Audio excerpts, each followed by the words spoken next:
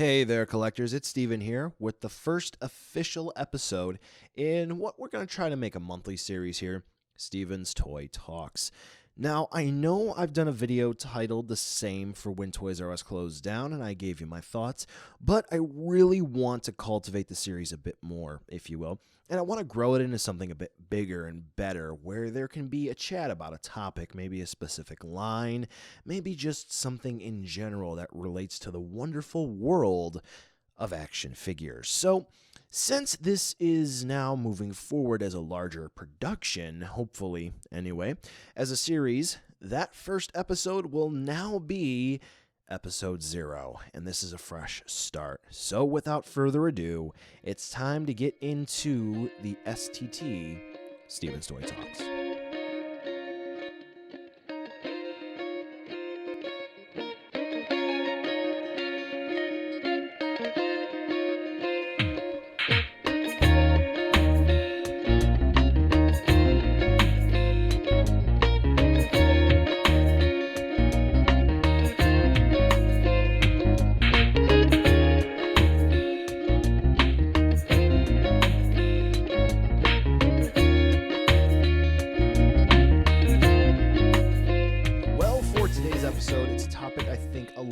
Folks can relate to being in an argument with someone online on the price of a figure, if it's too high, too low. Did we set expectations unreasonably? Is it something justified? The name of today's episode is What's in the Price?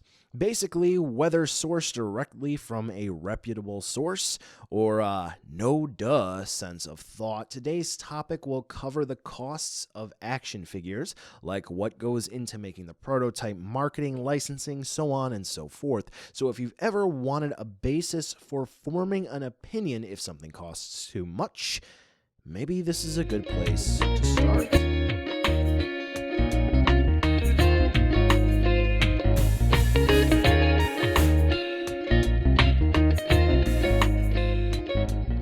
One other thing I'd like to do for each episode is also talk a bit about what's coming out for the month, or depending on when in the month the episode gets released, what has come out, just recently announced maybe, and what I'm getting, just so we have a bit of a monthly update and, cast a wide net for some folks who are going to be listening from all sorts of different collector spheres, if you will. This month from Bandai, we're seeing heavy hitters in the form of the SH Figuarts Dragon Ball Super Future Trunks, Ultraman Zero Beyond, Hulk from Infinity War, thinking about getting him, that's really cool, and as usual, a plethora of Kamen Rider Figuarts.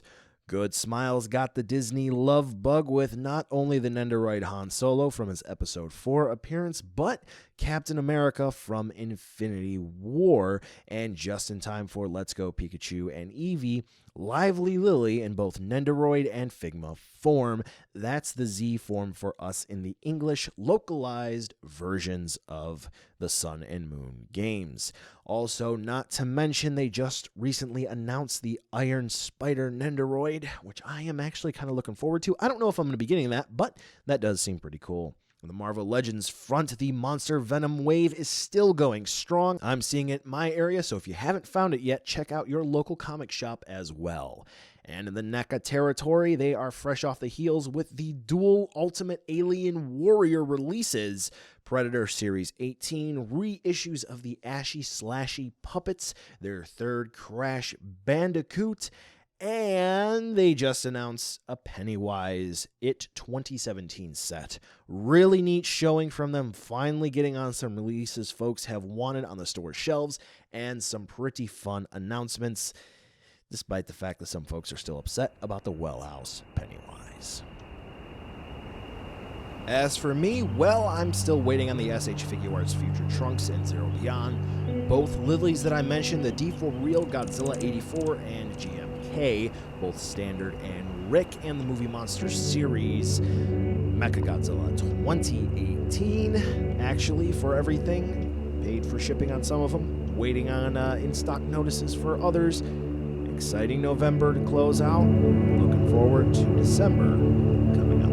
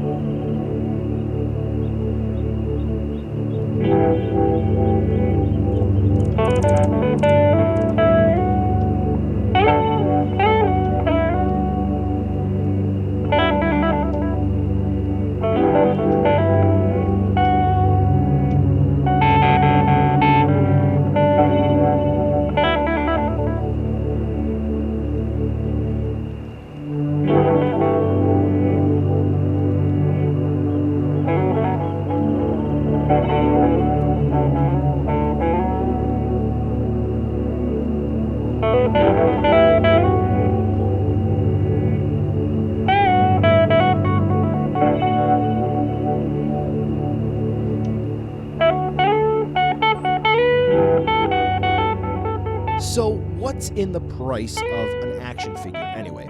Well, it's a bit about price being subjective. Obviously, anything can have their prices changed at will with retailer markups because they simply can. But what we're really going to get into today will be the figure's cost. What goes into the figure, which costs retailers a certain amount to buy them, then charge you for a bit more so they can rake in that dough. It's a bit complicated if you've never thought about it before, but I think it can be broken down pretty easy for you. To sort of give you a real easy example that I can think of off the top of my head, if you're going to buy a pack of, let's say, guitar strings, those guitar strings cost, let's say, music store, $2.50, but they sell it to you for $5. So they're making a profit of $2.50, whereas they buy it from the manufacturer for $2.50 as well. So what is the actual cost which all of these retailers are getting figures from, therefore determining what MSRP is by extension? See, before you even begin to think about making a figure, though sometimes companies need to present a prototype first to a license holder, a company needs to think about licensing costs for what they're going to make and include, or maybe what they need to remove, because in some cases, like let's say the Mighty Morphin Power Rangers figure arts, they actually had to remove accessories for the North American release.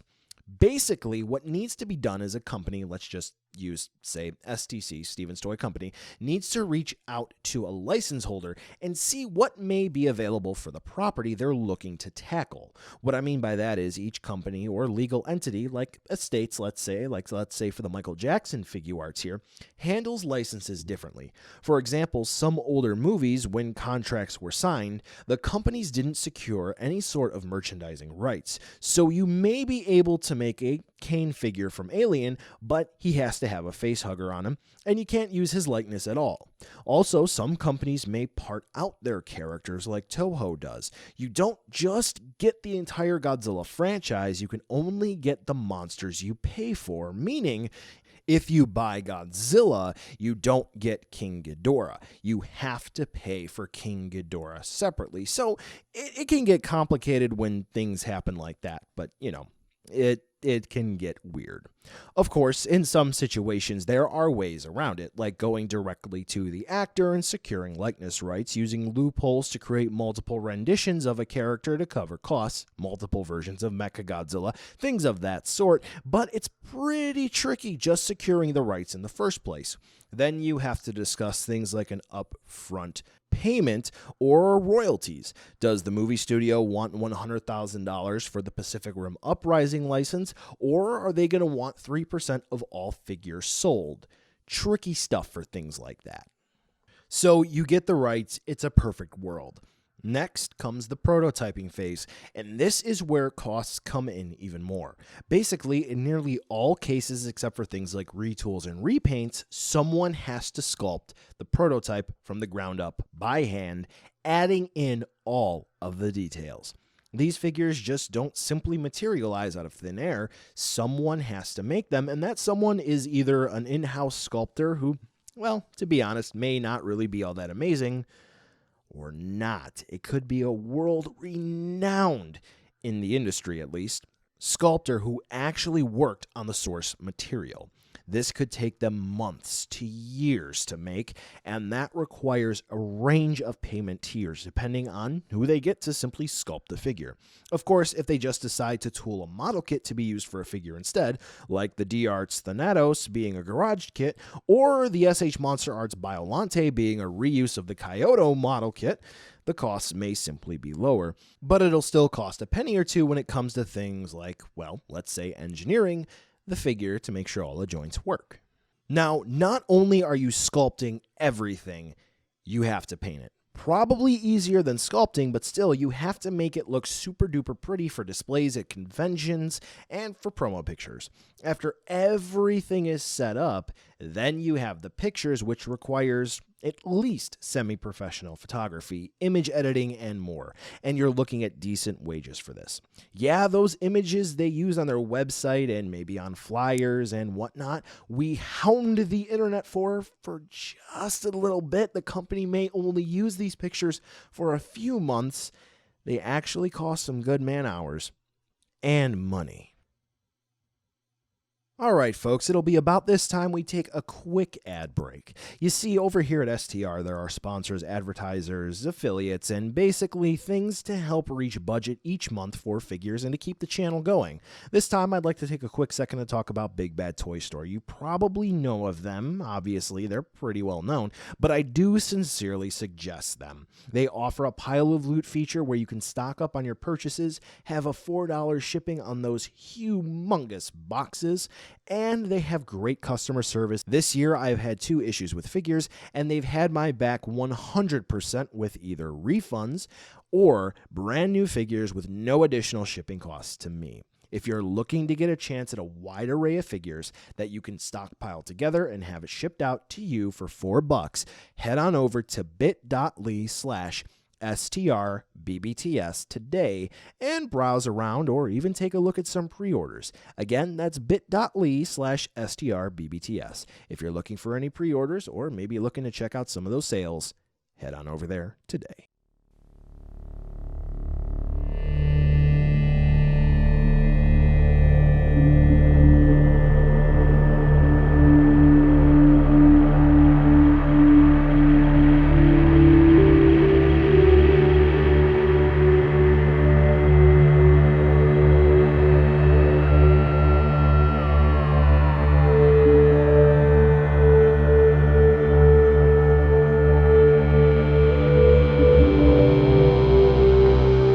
Figures made, we have pictures, now what? Couple of things. The convention and display circuits. See, well, they need to promote the figure a bit more because even if you make it and you take some pictures and you put it on the website, that doesn't necessarily mean folks are going to buy it. See, there's this thing called cost of travel and touch-ups because, well, as you move things around the country or even around the world, figures might get damaged. Minimal, but you know what else happens? Sometimes they make fancy displays, like Frieza's spaceship, or even a city for kaiju displays. Lots of stuff. Promotion, promotion, promotion, and sometimes this is factually factored in to the price of a figure, because somebody has to pay for these things. Next, you do have the method of release. If it's a retail release, the cost of the item tends to drop a bit because not only can they move so many units of a figure, typically more than they would, say, something that's less popular, but they can also reissue it in the future should they deem it necessary. And if that's the case, they may want to adjust cost based on the expected demand versus what they need to sell them for. Essentially, if they're able to release a figure in, say, 2010 for about $58, they're able to reissue it in, say, 2014 for about the same. If I have my years correct, I'm referring to the D-Arts Omegamon. They're able to keep the price the same for that reissue. Now, in the same vein, are we talking about limited editions or exclusives? Cost goes up because that's the only release most of the time. So they have to make sure their return on investment is worth their time. So SDCC figures, web exclusives, those tend to cost more than they're actually worth because the company has to make money on those figures guaranteed at a lower number of units sold, because if they break even at, say, 1,000 figures sold, yet they only sell 1,250, not a huge profit there, but they still make some money. But if they only sell 800, they lost money on that release. That's why you see some things like the SH Figuarts Bulma, which is a smaller figure, thin frame, cost about as much in the same price range as some bulkier figures out there in the DBZ Figuarts line, like, let's say, the Broly figure that was originally released, or even one of the Vegeta Figuarts. The second last little tidbit is the actual manufacturing, which surprisingly we haven't touched on yet. With molds costing anywhere from $10,000 to $100,000 depending on the complexity of the figure, now you're talking about real money. Then you have to figure out coordinated assembly lines, using sturdy materials to cast the mold, making sure you can invest in quality materials. Basically, the factory has to be up to snuff, and this will cost some serious money in addition to just simply getting the molds and making sure it matches the prototype. This is a good driving factor for what brings up the cost of a figure.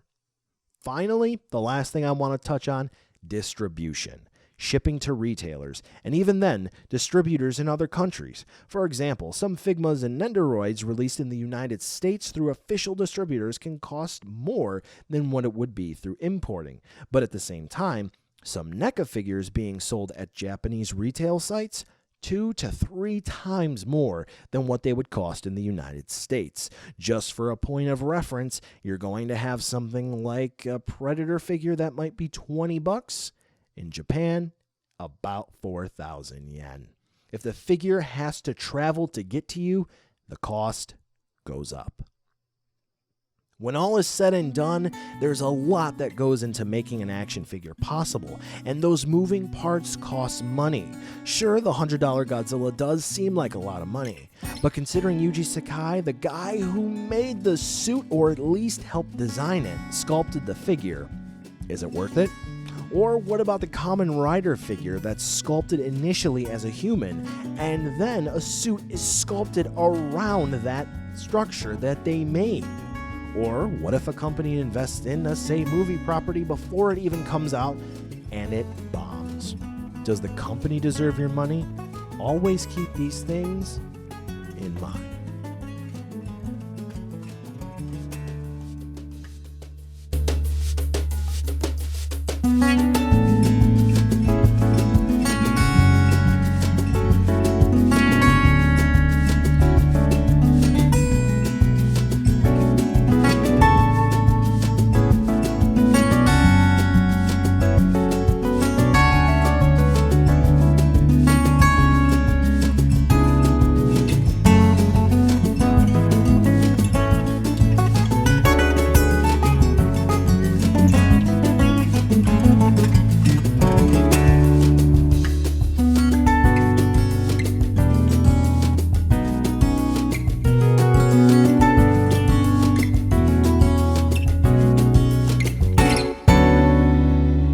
So that about wraps up this episode of Steven's Toy Talks, and I hope that you enjoyed it.